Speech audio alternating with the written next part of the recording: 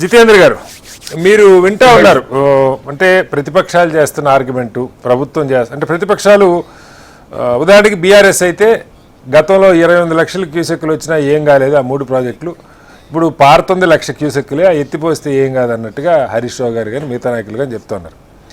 అయితే ఈటెల రాజేంద్ర గారు ఇంకొక వెర్షన్ చెప్పారు. ఆయన చెప్తున్నది ఏంటంటే మేడిగడ్డ దగ్గర మిమ్మల్ని ఒక చుక్క నిల్వ చేయమంటలేదు, లిఫ్ట్ చేయమంటలేదు, కన్నెపల్లి నుంచి డైరెక్ట్గా లిఫ్ట్ చేసి అన్నారంలో పోయండి, అక్కడి నుంచి సుందిళ్ళకి తీసుకెళ్ళండి, సుందిళ్ళ నుంచి శ్రీపాద ఎల్లంపల్లికి తీసుకెళ్తే ఎక్కడికైనా నీళ్ళు ఇవ్వచ్చు అక్కడి నుంచి అని చెప్పి ఆయన వెర్షన్ చెప్తా ఉన్నారు.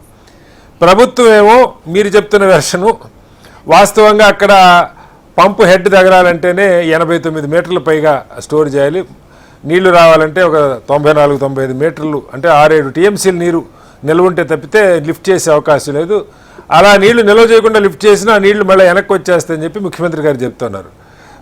రైతులైతే ఏం చేయాలో అర్థం కానటువంటి ఒక అగమ్య గోచరమైన పరిస్థితులు, ఒక పక్క వర్షాలు, ఓ పక్క కాళేశ్వరం ప్రాజెక్టు ఉన్నా నీళ్లు రాట్లా, ఏం చేయాలి? ముందుగా మీకు ప్యానెల్లో ఉన్న వారికి నమస్కారాలండి. నమస్తే.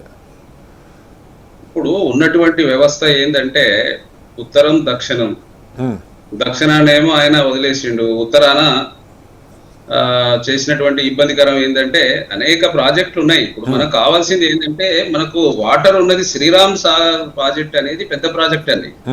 దాని తర్వాత ఎల్లంపల్లి ఒక 20 టీఎంసీ ఉంది, శ్రీరామ్ సాగర్ 90 టీఎంసీ ఉంది. తర్వాత ఇట్లా చూస్తుంటే ఇప్పుడు గోదావరి మీద అనేక ప్రాజెక్టులు చాలా చేసేటివి ఉండేది. కానీ మనకు తుమ్మిడి అట్టి దగ్గర కట్టుకోవాల్సింది 38,500 కోట్లతో కట్టుకోవాల్సింది 1,20,000 కోట్లతో. మరి ఇదంతా ఈ ప్రాజెక్ట్ ని చేసి ఇబ్బందికరంగా పంపులు, అనేక రకాల ఇబ్బందులు, మరి ఇది చేసుకోవాల్సిన అవసరాలు ఎందుకుండే? కాదు జితేంద్ర గారు, నా ప్రశ్న ఏంటంటే దాని మీద మీరు ఎన్నెన్నా విమర్శించండి, గతంలో దానిలో అవినీతి దాని లోపాల మీద మీరు విమర్శించండి, తప్పులేదు. కానీ ఇప్పుడు ఉన్న ప్రాజెక్ట్ని ప్రభుత్వం కూడా అదే చెప్తుంది, దీన్ని తీసేస్తాం అట్లా పునరుద్ధరించి వాడదామన్నది ఆలోచన చెప్తుంది. అయితే పునరుద్ధరించడం ఇప్పుడు 2.5 సంవత్సరాలు అయిపోయింది, ఇంతవరకు అది ఇంకా పరీక్షలు లేకపోతే నివేదికలు డిజైన్ల స్టేజ్లోనే ఉంది, అది ఎప్పటికి పూర్తవుతుంది ఒక ప్రశ్న. ఈలోగా వచ్చిన కొద్ది నీరన్నా ఉపయోగించుకునే అవకాశం ఉందా లేదా? అంటే డ్యామ్ కొట్టుకుపోయే పరిస్థితి ఉంటే నింపమని ఎవరు చెప్పరు, కానీ అసలు ప్రభుత్వం ఏదైనా కొద్దిపాటి అవకాశం ఉన్నా ఉందా లేదా, ఆలోచన చేస్తున్నారా లేదన్నది ప్రశ్న. ఒకటండి, ఇప్పుడు NDSA national dam safety authority అనేది తెలియజేయాలి.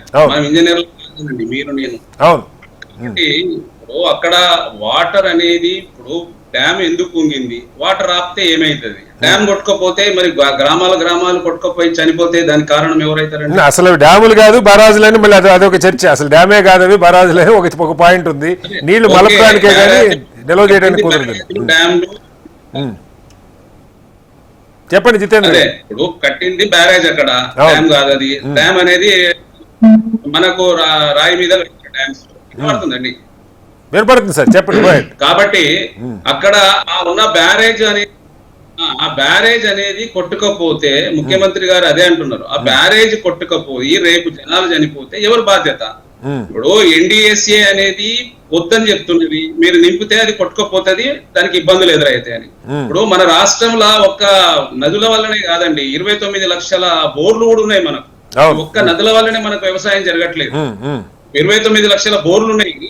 మొదటి నుంచి మనకు నదుల మీద సమైక్య పాలనలో చాలా ఇబ్బందులు ఎదురైనాయి. తర్వాత ఎప్పుడు కూడా మనము ఈ రాష్ట్రంలో బోర్ల ఆధారిత వ్యవసాయమే చేసినాం. బోర్ల ఆధారిత వ్యవసాయమే మెయిన్, కానీ ఈసారి ఆ బోర్లలో కూడా నీళ్లుంటే వర్షాభావ పరిస్థితులు ఉన్నాయి,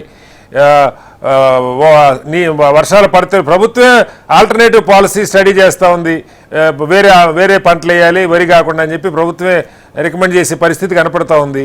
బట్ నేను దీన్ని వాడుకోవటంలో నిజంగా అదే కారణమా, లేకపోతే గత ప్రభుత్వం తప్పు చేసింది కాబట్టి దాన్ని ఎండబెడితే పనిష్మెంట్ లాగా అనుకుంటున్నారా? ఎందుకండి, ఇప్పుడు మా ముఖ్యమంత్రి గారు మొన్ననే 9 రోజుల్లో 9,000 కోట్లు రైతులకు సంక్షేమం కోసం వేసిండ్రు కదా, అలా అనుకుంటే ఎందుకు వేసేవారు చెప్పండి? కాదు కదండి, రైతు సంక్షేమే అండి. మొదటి నుంచి మాకున్నటువంటి ప్రభుత్వం మొత్తం అఖండ ఆంధ్రప్రదేశ్ నుంచి మొదలు పెడితే ఇప్పటి వరకు ఎప్పుడు కూడా కాంగ్రెస్ పార్టీకి ఉన్నటువంటి ముఖ్యమంత్రులు రైతు సంక్షేమం కోసమే పనిచేశారండి. Okay. ఉచిత విద్యుత్ ఎవరు ఇచ్చారంటే మేమే ఇచ్చినాం కదా, Okay. పనిముట్లు మేమే ఇచ్చినాం కదా. అనేక రకాల సంస్కరణలు విద్య ఇప్పుడు మనకు వ్యవసాయం అభివృద్ధి చెందితే దేశం అభివృద్ధి చెందేది. మన దేశమే వ్యవసాయ ఆధారితమైన రాష్ట్రము దేశము. Okay. హలో, మన వ్యవసాయాన్ని ఎప్పుడు అసలు కరెంటే ఇవ్వలేదు అంతకుముందు. ఓకే కాబట్టి సార్ మీ వాయిస్ బ్రేక్ వస్తుంది జితేంద్ర గారు, మళ్ళీ వస్తారు. అంటే మా ముఖ్యమంత్రి గారి బాధ ఏంటంటే ఆ డ్యామ్ కూలిపోయి పెద్ద ఎత్తున వాటర్ పోయి యా ఇబ్బందికరం అయితే ఎట్లా అన్నట్టుగా ఆలోచన అది. ఓకే సార్, మళ్ళీ వస్తాను.